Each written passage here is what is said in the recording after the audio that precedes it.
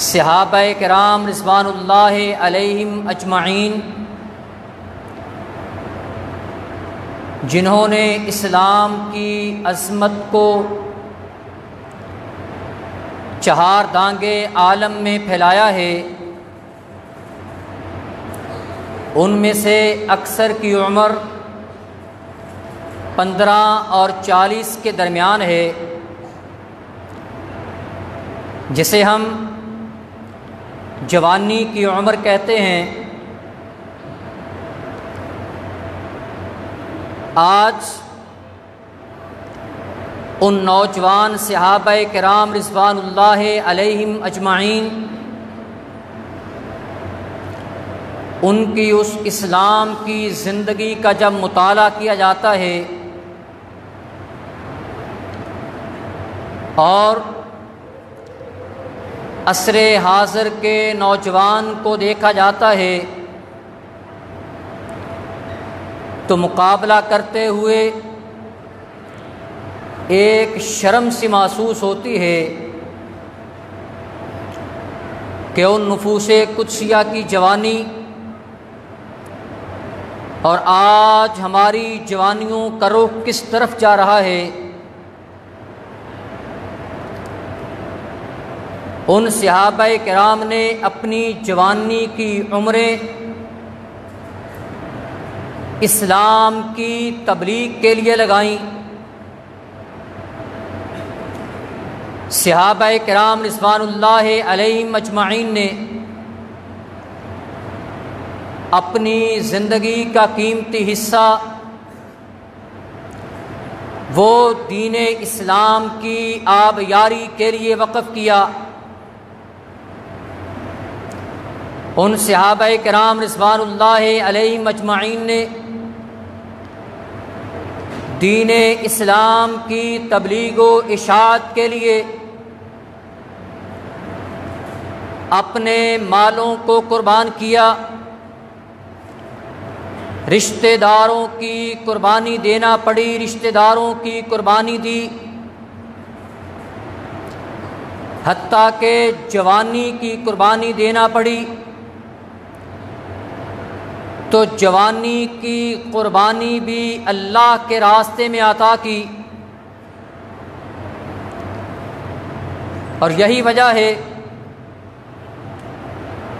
کہ حافظ ابن حجر اسقلانی رحمۃ اللہ علیہ وہ اپنی کتاب الاصابہ فی تمییز الصحابہ کے اندر ذکر فرماتے ہیں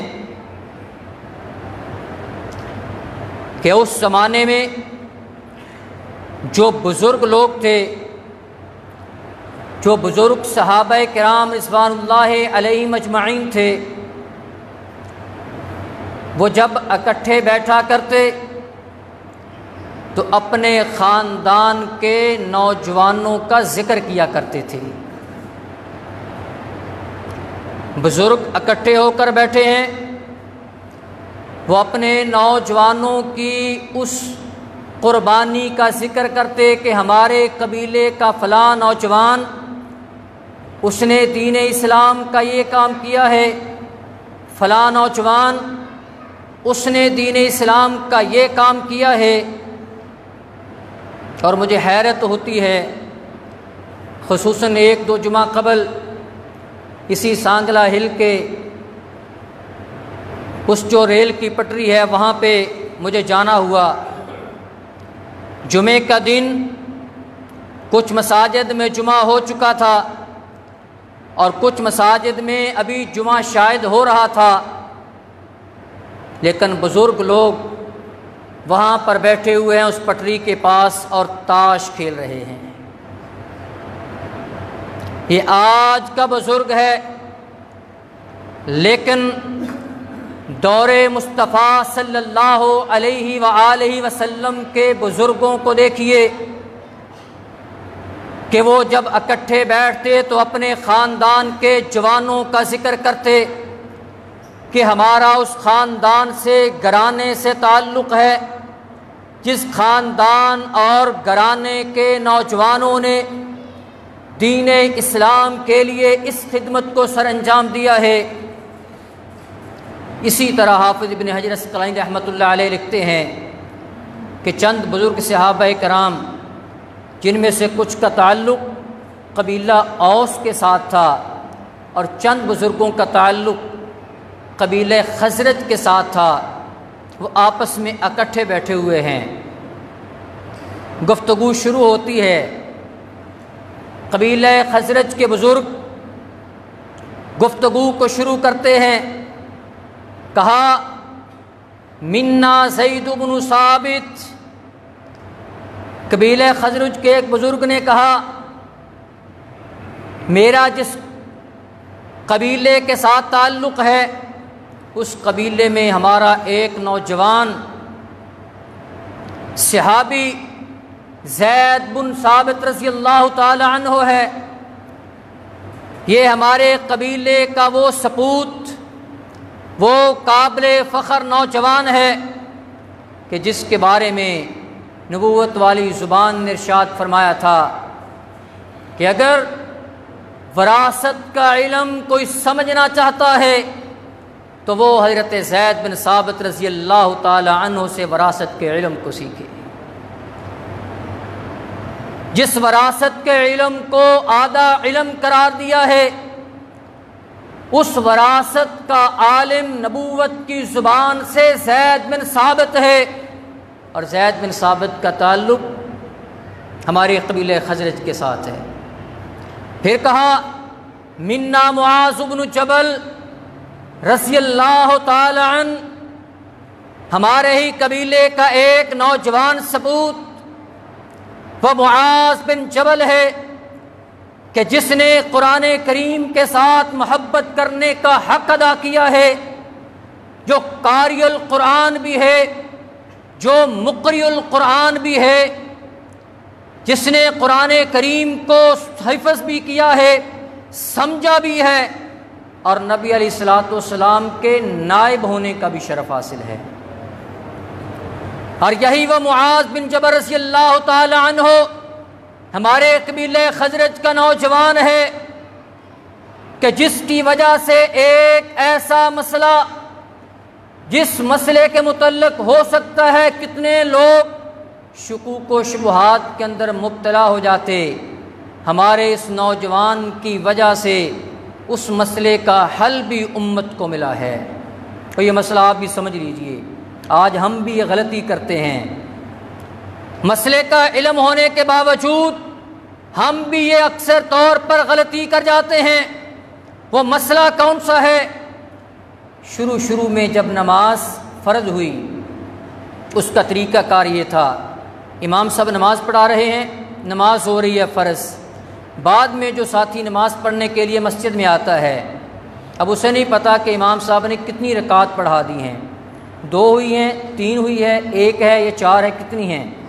اب وہ کیا کرتا تھا، جہاں اس نے شامل ہونا ہوتا تھا وہاں جو آدمی پہلے سے تکبیر اولیٰ کے ساتھ جو کھڑا ہوا ہے اس کے کندھے پر ہاتھ رکھ کر یا اسے پوچھتا تھا بھئی کتنی رکعتیں ہو گئی ہیں نماز میں، وہ نماز میں ہے جس سے پوچھا جا رہا ہے، تو وہ نماز ہی میں کہہ دیتا تھا 2 رکعتیں ہو گئی ہیں، 1 ہو گئی ہے، 3 ہو گئی ہیں، یا جتنی بھی ہوئی ہیں وہ نماز میں ہی کہہ دیتا تھا۔ یہ پہلے یہ تھا۔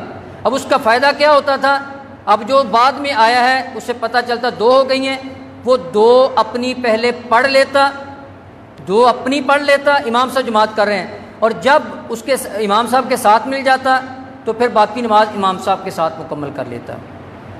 آج بھی بعض مساجد میں بعض لا علم لوگ ایسے ہی کرتے ہیں، خصوصاً فجر کی نماز میں نماز ہو رہی ہے، دوسری رکعت میں امام صاحب پہنچے ہیں، کوئی جاتا ہے آدمی دوسری رکعت میں ملتا ہے، وہ پہلے اپنی رکعت مکمل کرتا ہے پھر وہ امام کے ساتھ ملتا ہے۔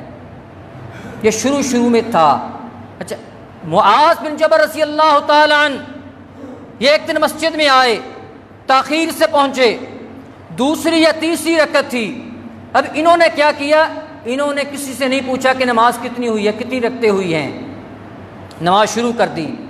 اب جب نبی علیہ الصلوۃ والسلام نے سلام پھیرا، سلام پھیرنے کے بعد نبی علیہ الصلوۃ والسلام نے معاذ بن جبل رضی اللہ تعالی عنہ سے پوچھا کہ آپ نے یہ عمل کیا ہے کہ آپ ساتھ شامل ہو گئے، جتنی رکعتیں آپ کی رہتی تھیں آپ نے بعد میں مکمل کی ہیں۔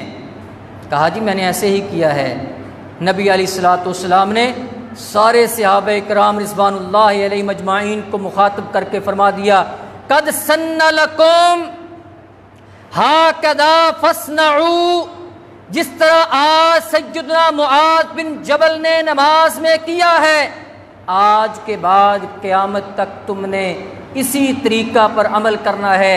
جب امام نماز پڑھا رہا ہو آپ دوران نماز پہنچیں، آپ علیحدہ سے اپنی نماز نہ پڑھیں، جہاں پہ امام نماز پڑھا رہا ہو ساتھ شامل ہو جائیں، جتنی رکعتیں آپ کی رہتی ہوں گی وہ بعد میں آپ مکمل کر لیں۔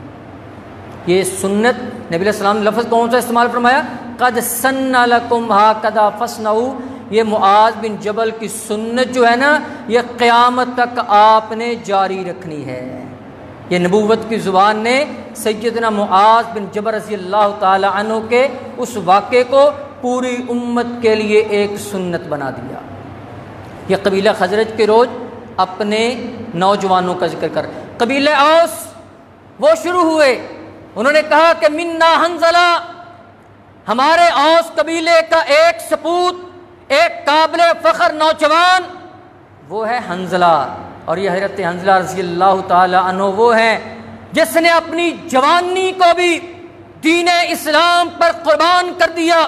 ابھی ایک دن ہوا تھا شادی کو، دین اسلام کی آواز آئی کہ جہاد کے لیے جانا ہے، اسی طرح چلے گئے، اتنا جذبہ جہاد دل میں، غسل کرنا بھی بھول گئے۔ بعد میں جب لڑتے ہوئے کافروں کے خلاف شہید ہوئے، نبی علیہ الصلوۃ والسلام نے گھر والوں کو تسلی دیتے ہوئے فرمایا گھر والوں سنو، حضرت حنظلہ رضی اللہ تعالی عنہ پر غسل فرض تھا، انہوں نے غسل نہیں کیا، جذبہ جہاد تھا، اپنی جوانی کو دین اسلام کے لیے قربان کر دیا۔ اس کے صلے میں رب العالمین نے فرشتوں کو حکم دیا، فرشتوں نے حضرت حنظلہ رضی اللہ تعالیٰ عنہ کو غسل دیا ہے۔ یہ صحابہ کرام کی جوانیاں ہیں۔ اگر میں آج کی جوانیوں کو دیکھوں، نوجوان کی جوانیوں کو دیکھوں، آج کے نوجوانوں کی جوانی وہ وقت کو ضائع کرتے ہوئے نظر آتی ہے، کبھی موبائل کے ذریعے اور کبھی اس کے علاوہ دیگر جو ایکٹیویٹیز ہیں، دیگر مصروفیات ہیں، ان کے اندر جو صحابہ کرام کی جوانیاں دین اسلام کے لیے تھیں، آج کے نوجوان کی وہ جوانی نظر نہیں آتی۔ پھر قبیلہ اوس کے بزرگ نے کہا کہ منا، ہمارے اندر سعد بن معاذ رضی اللہ تعالی عنہ، ہمارے قبیلے کا ایک قابل فخر سپوت نوجوان صحابی سعد بن معاذ ہے، اور یہ سعد بن معاذ رضی اللہ تعالی عنہ وہ ہے جب بنو قریظہ کا معاملہ تھا، بنو قریظہ قلعے کے اندر معصور کر دیے گئے، آپ نے ان قبیلے والوں کو کہا کہ بھئی کیا چاہتے ہو؟ قبیلہ والوں نے کہا ہمارا فیصلہ سعد بن معاذ رضی اللہ تعالی عنہ کر دیں، جو فیصلہ سعد بن معاذ ہمارے بارے میں کریں گے ہمیں قبول ہوگا۔ یہ نبی علیہ الصلوۃ والسلام کو قریظہ والے کہہ رہے ہیں، یہ نہیں کہا نبی علیہ السلام کو کہ آپ فیصلہ کر دیں، کہا سعد بن معاذ رضی اللہ تعالی عنہ وہ فیصلہ کریں۔ سعد بن معاذ رضی اللہ تعالی عنہ نے فیصلہ سنایا، کہا جو ان کے جنگجو بالغ لوگ ہیں، جو اسلام کے خلاف لڑنے والے ہیں، انہیں قتل کر دیا جائے۔ جب سعد بن معاذ رضی اللہ تعالیٰ عنہ نے یہ جرت مندانہ فیصلہ سنایا، نبی علیہ الصلوۃ والسلام آئے اور آ کر فرمایا سعد لقد حکمت بحکم اللہ تعالی من فوق سبع سماوات، اے سعد آج تو نے رب کی زمین پر بنو قریظہ کے لوگوں کے لیے آج تو نے وہ فیصلہ کیا ہے جو 7 آسمانوں کے اوپر رب العالمین نے فیصلہ دیا ہے۔ اے سعد تو نے زمین پر فیصلہ سنایا ہے، یہی فیصلہ 7 آسمانوں کے اوپر رب کائنات نے ان کے لیے کیا ہوا تھا۔ یہ سعد بن معاذ جب دنیا سے رخصت ہوئے تو اس وقت سعد بن معاذ رضی اللہ تعالی عنہ کے نماز جنازہ میں شریک ہونے کے لیے آسمان سے اللہ تعالیٰ کے مقدس فرشتے آتے ہیں۔ صحابی بیان کرتے ہیں ہم میت کو لے کر جا رہے تھے، سعد بن معاذ رضی اللہ تعالی عنہ کی اٹھایا ہوا تھا، ہمیں بوجھ نہیں محسوس ہو رہا، ہاتھ ہمارا لگ رہا تھا چارپائی کو، ہمیں بوجھ نہیں محسوس ہو رہا تھا۔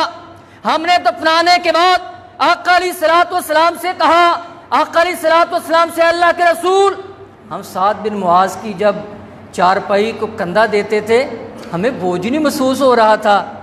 آقا علیہ الصلوۃ والسلام نے فرمایا پیارے صحابہ تمہیں پتہ نہیں آسمان کے مقدس فرشتے انہوں نے اپنے کندھوں پر سعد بن معاذ کی چارپائی کو رکھا ہوا تھا، آپ کو کیسے وزن محسوس ہو سکتا تھا؟ ان کی میت ان کی چارپائی کو کندھا دینے کے لیے آسمان سے فرشتے آئے تھے۔ یہ تھے نوجوان صحابہ کرام جن کی زندگیاں قابل رشک تھیں، قابل فخر تھیں۔ آج کے نوجوانوں کو بھی ضرورت ہے کہ اپنی جوانیوں کو صحابہ کرام رضوان اللہ علیہم اجمعین کی جوانی کی طرح بنائیں۔ پھر دیکھیں آج ہمارا حال کیا ہے، قرآن کریم کا ترجمہ تک نہیں آتا، نماز کا ترجمہ تک نہیں آتا، اور لیکن دوسری طرف ہم بڑے خواب دیکھ رہے ہوتے ہیں، کبھی مدینے کے خواب، کبھی جنت کے خواب، کبھی جنت کی نعمتوں کے خواب دیکھ رہے ہوتے ہیں۔ یاد رکھیے موت ہر انسان کو آنی ہے، لیکن کتنی ہی قابل فخر موت ہے کہ ہر سننے والا، ہر دیکھنے والا رش کرے کہ کاش میری موت بھی ایسے ہو۔ اور یہی موت آج سے 2 دن قبل 1 ستمبر 2021 بروز بدھ رات کے 11 بجے کے قریب ایک قرآن کا قاری عبد المتین اصغر بیگم کوٹ لاہور میں صحابہ کرام کی شان کو بیان کرتے ہوئے کہ اولئک الذین امتحن اللہ قلوبہم للتقوی لہم مغفرۃ و اجر عظیم، صحابہ کرام کے دلوں کا امتحان اللہ تعالیٰ نے لیا ہے۔ جب یہ ذکر کر رہے تھے، قرآن کی آیت پڑھ رہے تھے، صحابہ کے دلوں کی پاکی کو بیان کر رہے تھے، اللہ تعالیٰ نے اسی دلوں کے ساتھ قاری عبد المتین اصغر ان کو دل کا ہارٹ اٹیک ہوتا ہے، دل کو اٹیک ہوتا ہے، اسی وقت اٹیک ہونے کے باوجود ویڈیو موجود، اس کے باوجود وہ اللہ تعالیٰ کا نام لے رہے ہیں۔ رب تعالیٰ نے فرمایا، رب تعالیٰ نے فرمایا، رب تعالیٰ نے یوں فرمایا۔ دوسرا اٹیک ہوا، پھر اس کے بعد کہتے ہیں اللہم مغفرۃ و اجر، اتنے الفاظ کہے اللہ کو پیارے ہیں۔ کتنی ہی قابل رشک موت ہے کہ چل کر آنے والا کوئی بیماری نظر نہیں آتی، صحابہ کرام کی تقدیس پر تقریر کی، قرآن کی آیات کی بہار لگائی، صحابہ کے دلوں کا تزکیہ بیان کیا، اور اسی دوران اللہ کو پیارے ہو گئے۔ کتنی ہی قابل رشک موت ہے، لیکن قابل رشک موت کافی نہیں ہے۔ یاد رکھیے قابل رشک موت کے لیے قابل رشک زندگی کا ہونا ضروری ہے۔ خوبصورت موت کے لیے خوبصورت زندگی کا ہونا ضروری ہے، اچھی موت کے لیے اچھی زندگی کا ہونا ضروری ہے۔ میں ان کی خوبی بتاؤں، بہت سی خوبیاں ہیں اچھی زندگی کی۔ موت ہم بھی چاہتے ہیں اچھی ہو، ہم کہتے ہیں موت صحابہ والی ہو، اور کام ہمارے دوسرے ہوتے ہیں۔ پتہ ان کا کیا کام؟ 10 سال پہلے ان کی مسجد کا ایک خادم فوت ہوا، وہ 10 سال سے بغیر کسی کو بتائے ان کے گھر میں بیوہ کو خرچ دیا کرتے تھے۔ آج ہمیں اپنے محلے والوں کا پتہ نہیں، جو دوست غریب ہو جائے وہ دوستی کی صف سے نکل جاتا ہے، جو رشتہ دار غریب ہو جائے وہ رشتہ داری کی صف سے نکل جاتا ہے، اس کے ساتھ کوئی رشتہ داری کو جوڑتا نہیں۔ کیوں؟ ہے رشتہ دار، کزن ہے، چچا کا بیٹا، تایا، فلاں فلاں فلاں، وہ غریب ہو چکا ہے، اس کے ساتھ رشتہ دار نہیں ہو سکتا۔ ہمارا تعلق اور صحابہ کرام رضوان اللہ علیہم اجمعین، ان کی سوچ، ان کی فکر کچھ اور تھی، اسی لیے تو اللہ رب العالمین نے انہیں یہ عظمتیں عطا فرمائی ہیں۔ ایک صحابی تھے حضرت ذو الشمالین، حضرت ذو الشمالین صحابی رسول ہے، ان کا نام تھا حضرت عمیر رضی اللہ تعالیٰ عنہ۔ ذو الشمالین، شمال لیفٹ سائڈ جس کو آپ کہہ سکتے ہیں، لیفٹ ہینڈ، اس لیے ذو الشمال کہتے تھے کہ یہ دونوں ہاتھوں کے ساتھ بیک وقت کام کر لیتے تھے۔ ہمارا ایک ہاتھ چلتا ہے، اگر میں لکھ رہا ہوں دائیں ہاتھ سے تو بائیں ہاتھ میرا نہیں لکھ سکے گا، اگر بائیں ہاتھ سے کوئی لکھنے والا ہے تو وہ بائیں ہاتھ سے لکھے گا، دائیں ہاتھ کام نہیں کرے گا، یا کوئی چیز پکڑی ہوئی ہے ایک ہاتھ سے دایاں کام کرتا ہے بایاں نہیں۔ لیکن ذو الشمالین اللہ تعالیٰ نے ان کو صلاحیت دی تھی، دونوں ہاتھوں کے ساتھ بیک وقت کام کر لیا کرتے تھے۔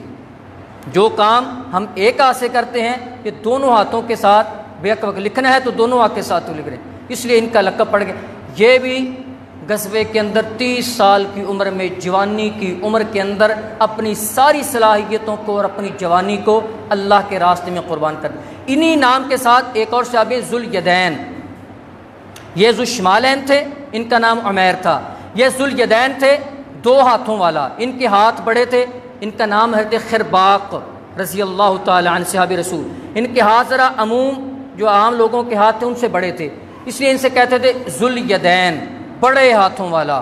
ان کی ایک وہ مشہور حدیث جو ہے، نبی علیہ الصلوۃ والسلام نے ظہر عصر کی نماز پڑھائی، آپ نے 2 پڑھا دی، تو بعد میں بتایا گیا کہ آج 2 رکعتیں پڑھی ہیں، تو نبی علیہ الصلوۃ والسلام نے بعد میں آ کر 2 رکعتیں پڑھائیں اور سجدہ سہو کیا۔ سجدہ سہو کے جو مسائل ہیں وہ حضرت ذو الیدین خرباق رضی اللہ تعالی عنہ کے حوالے سے ہیں۔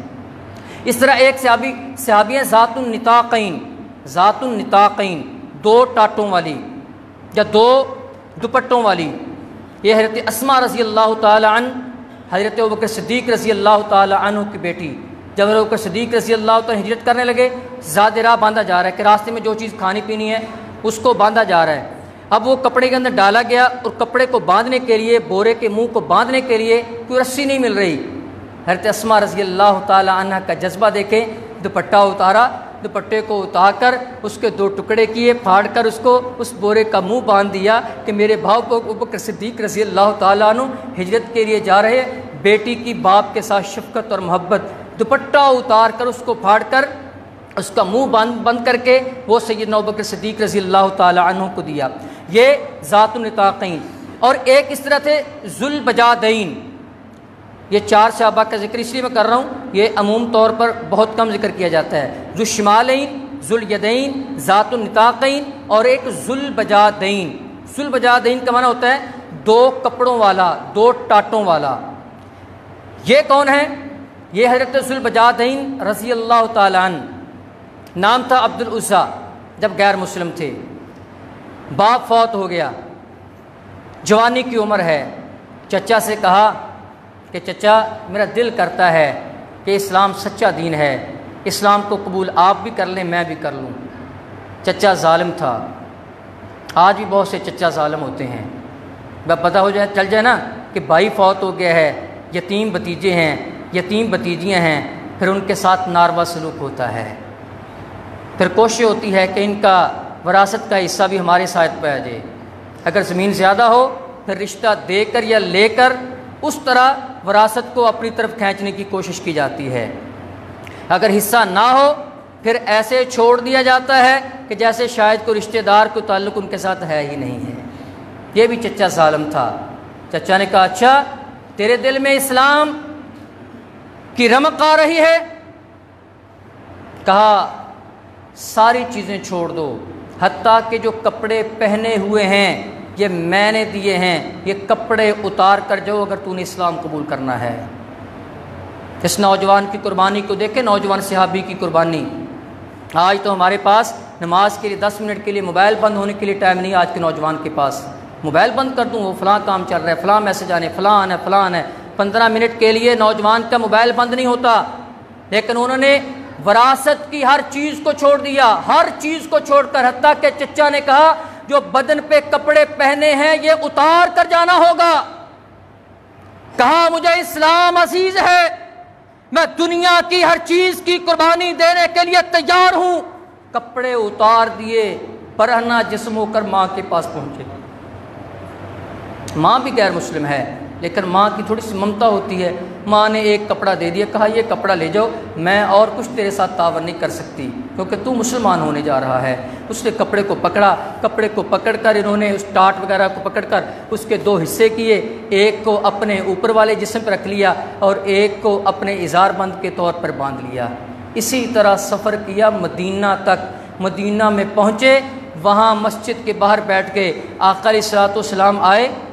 آقا علیہ الصلوۃ والسلام نے پوچھا کون؟ کہا عبد العزیٰ۔ کہا کیسے آئے ہو؟ کہا اسلام قبول کرنے۔ کہا کہاں سے آئے ہو؟ فلاں جگہ سے۔ کیسے آئے ہو؟ میں اس طرح آیا ہوں، چچا نے کپڑے بھی لے لیے، کچھ نہیں دیا، اس طرح سفر کرتا آپ کے پاس پہنچا ہوں۔ آقا علیہ الصلوۃ والسلام نے کہا میرے قریب آ جاؤ، آپ آج کے بعد عبد العزیٰ نہیں ہو، آپ اسلام قبول کرنے کے لیے آئے ہو، آج کے بعد آپ عبداللہ آپ کا نام ہے، آج کے بعد آپ کا لقب ذوالبجادین، دو ٹاٹوں والا ہے۔ آپ نے دین اسلام کی خاطر ہر چیز کو قربان کر دیا، صرف دو ٹاٹ لے کر، کپڑے کے دو حصے لے کر، دو اجزاء لے کر آپ مدینہ میں آئے ہیں۔ آج سے آپ کا لقب احادیث کے اندر ذوالبجادین چلے گا اور وہی چلتا آ رہا ہے۔ جب غزوہ تبوک کا سفر شروع ہوا، راستے میں بیمار ہو گئے، وہیں پہ اللہ کو پیارے ہو گئے۔ آقا علیہ الصلوۃ والسلام نے کہا قبر کو کھودا جائے، اس حضرت عبداللہ ذوالبجادین کو یہاں پر دفن کیا جائے۔ دفنانے کے وقت حضرت بلال رضی اللہ تعالیٰ عنہ مؤذن رسول اپنے ہاتھ میں، مؤذن رسول، مؤذن مسجد نبوی، مؤذن مسجد حرام، مؤذن بیت اللہ سیدنا بلال، انہوں نے اپنے ہاتھ میں چراغ پکڑا ہوا ہے، رات کا وقت ہے۔ آقا علیہ السلام فرماتے ہیں ابوبکر ذوالبجادین کی قبر میں اترو۔ کیسا سہانا وقت ہوگا کہ خلیفہ بلا فصل حضرت ابوبکر صدیق رضی اللہ تعالیٰ عنہ وہ قبر میں اترے ہوں گے۔ سیدنا عمر سے کہا عمر قبر میں اترو اور آرام سے اس کو رکھنا ہے، اور آپ ساتھ نبوت والے ہاتھ لگا کر کہتے ہیں آرام سے اس کو رکھو۔ قبر میں رکھا۔ نبی علیہ الصلوۃ والسلام نے صحابہ کرام خواہش کر رہے تھے کہ کاش آج یہ میت ذوالبجادین کی نہ ہوتی، آج یہ میت ہماری ہوتی۔ جن نوجوان صحابہ نے اپنی جوانیوں کو دین اسلام کے لیے وقف کیا، پھر اللہ رب العالمین نے کتنی عزتیں عطا کی، کتنا شرف عطا کیا، کتنا مقام عطا کیا۔ حضرت عمران بن حسین رضی اللہ تعالی عنہ، یہ حضرت حسین ہے صاد، سین کے ساتھ نہیں ہے، حسین ہے صاد یہ نون، حضرت عمران بن حسین رضی اللہ تعالی عنہ، یہ وہ قابل فخر صحابی، نوجوان صحابی تھے جنہوں نے اپنی جوانی کو دین اسلام کے لیے وقف کر دیا، حتیٰ کہ جوانی کے اندر بیمار ہوئے۔ اور بیمار کیسے ہوئے؟ پیٹ کی بیماری ہے، جتنے علاج وہاں سے ہو سکتے ہیں کوئی علاج نہیں ہو رہا۔ کسی نے کہا اس کا ایک علاج ہے، وہ داغ لگوانا ہے، آگ کے ساتھ علاج کرنا ہے۔ کہا آقا علیہ الصلوۃ والسلام نے اس سے منع کیا ہے، مجھے اسے زندگی کی ضرورت نہیں ہے، جس طریقے کے ساتھ مجھے وہ شفا ملے جس طریقے سے آقا علیہ السلام نے منع کیا ہو، مجھے ایسی زندگی کی کوئی ضرورت نہیں ہے، میں داغ کے ساتھ اپنا علاج نہیں کروانا چاہتا۔ ہر وقت تڑپتے رہتے، اتنی سخت تکلیف۔ رشتہ داروں نے کہا کبھی داغ لگوا لیتے، اتنی تکلیف ہے۔ کہا کہ تکلیف مجھے ضرور ہوتی ہے، لیکن بیچ بیچ میں مجھے سرور، سکون، آرام اتنا آتا ہے کہ میں جسے بیان نہیں کر سکتا۔ کہا کب آرام آتا ہے؟ تکلیف تو آپ کو رہتی ہے، آپ کو سکون کب ملتا ہے، آرام کب ملتا ہے؟ کہا کہ میرے پاس اللہ کے فرشتے آتے ہیں اور وہ آ کر مجھے سلام کر رہے ہوتے ہیں، وہ مجھے سلام کر رہے ہوتے ہیں۔ کس وجہ سے؟ کہ میں نے اپنی زندگی کو عزیز نہیں جانا، میں نے جس نبی کا کلمہ پڑھا ہے ان کی بات کو عزیز جانا ہے۔ حضرات، آج کے نوجوانوں کو مخاطب کر کے کہنا چاہتا ہوں، بلکہ درخواست کرنا چاہتا ہوں، صحابہ کرام کی زندگی کا مطالعہ کریں، تھوڑا سا ٹائم نکال لیں، 24 گھنٹوں میں 24 منٹ وہ تو صحابہ کرام کی سیرت کا مطالعہ کرنے کے لیے نکال لیں۔ اگر 24 منٹ نہیں دے سکتے، میں 24 منٹ کا بھی تقاضا آپ سے نہیں کرتا، جتنا ٹائم آپ موبائل کو دیتے ہیں 24 گھنٹوں میں اتنا ٹائم دے دیں۔ اتنا بھی نہیں دے سکتے، اپنی ایمانداری سے جتنا ٹائم 24 گھنٹے میں موبائل کو دیتے ہیں یار اس سے آدھا ہی دے دو، اس سے آدھا ہی صحابہ کرام کی سیرت کو پڑھنے کے لیے دے دو۔ اگر ہمارا اتنا بھی ہمارے پاس ٹائم نہیں صحابہ کرام کی سیرت کو پڑھنے کا، تو پھر ہمیں شرم آنی چاہیے اس وقت بات کرتے ہوئے کہ ہمارا حشر بھی صحابہ کرام کے ساتھ ہو۔ ٹھیک ہے توقع کی جا سکتی ہے، امید ہے، ساری چیزیں ہیں، لیکن ساتھ ساتھ عمل سے زندگی بنتی ہے، جنت بھی جہنم بھی عمل کی ضرورت ہے۔ اللہ رب العالمین ہمیں صحابہ کرام کی سیرت کو سامنے رکھتے ہوئے اپنی زندگی کو گزارنے کی توفیق نصیب فرمائے۔ وما علیہ الا البلاغ۔